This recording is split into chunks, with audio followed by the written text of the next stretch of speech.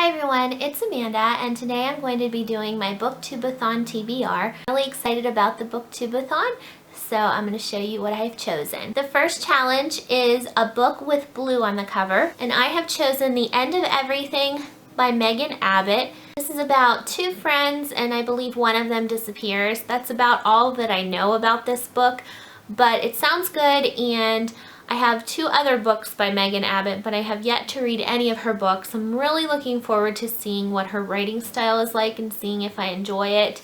And the cover obviously has a lot of blue, so that's that book. The next challenge is to choose a book where the author shares the same first letter of their last name as your last name. My last name starts with a P. So I have chosen Ketchup Clouds by Annabelle Pitcher. This book sounds really good as well.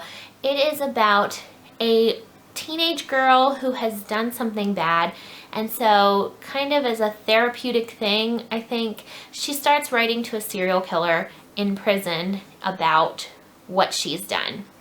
It sounds really interesting, something completely up my alley, and it's pretty short, so can't wait to get into this one. The next challenge is the easiest challenge, and that is to read a book that you really want to read.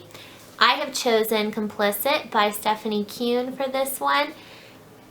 I don't know a lot about this book. I have not seen anyone talk about it, but the reviews on Goodreads are very good.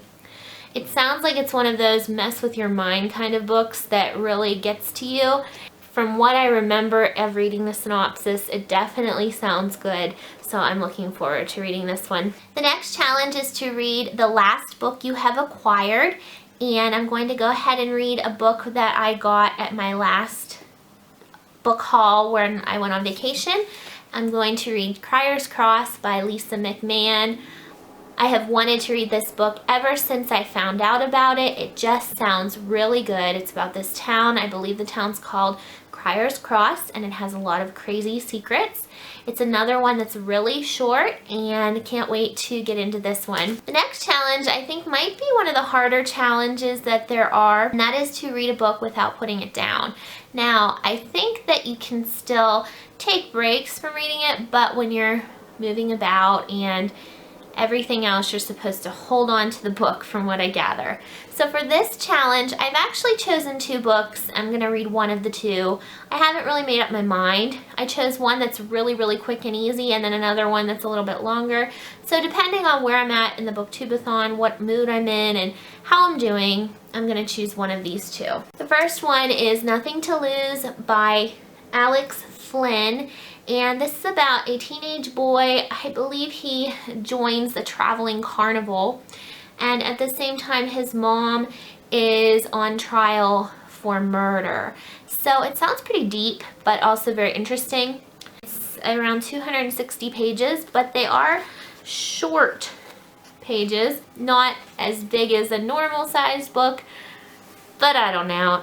I'm really intrigued by this book. I think it sounds really good, so I might read it. But to keep holding on to it might be tricky.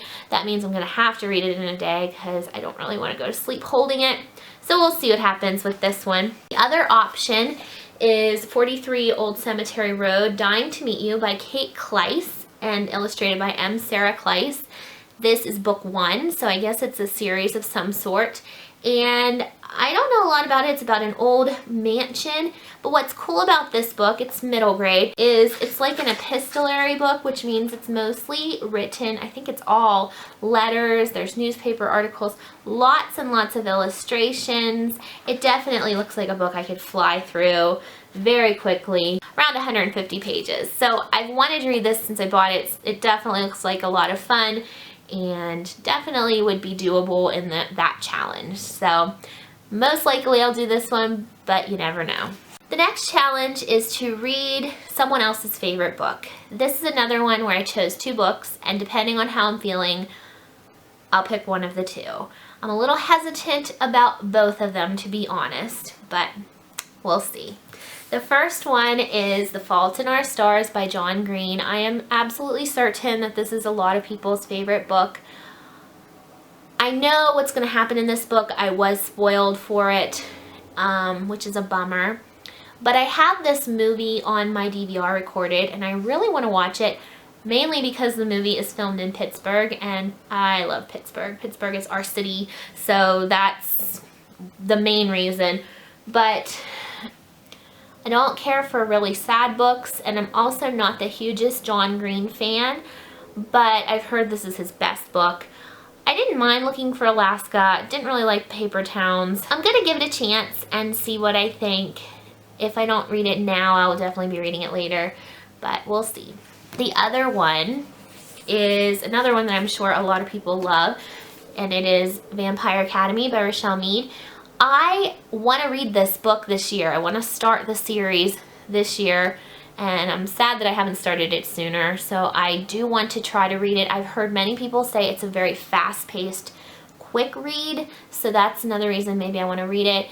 It really depends on what I'm feeling. Sometimes I'm in the mood for a scary, creepy book, sometimes in the mood for a more contemporary. It really depends on where I'm at. I think they're both around the same length, and yeah, so we'll see. The last challenge is to read 7 books, so I have 6 if you don't count all those extra ones. So the last book that I've chosen is another one that I really want to read, and it is called How to Be a Good Wife by Emma Chapman. I think this is like a psychological thriller about a marriage, and I haven't heard anyone talk about this book, but it sounds so good, and it's another one that's very short, and I've really been wanting to pick it up. So yes, I'm planning on getting this one done.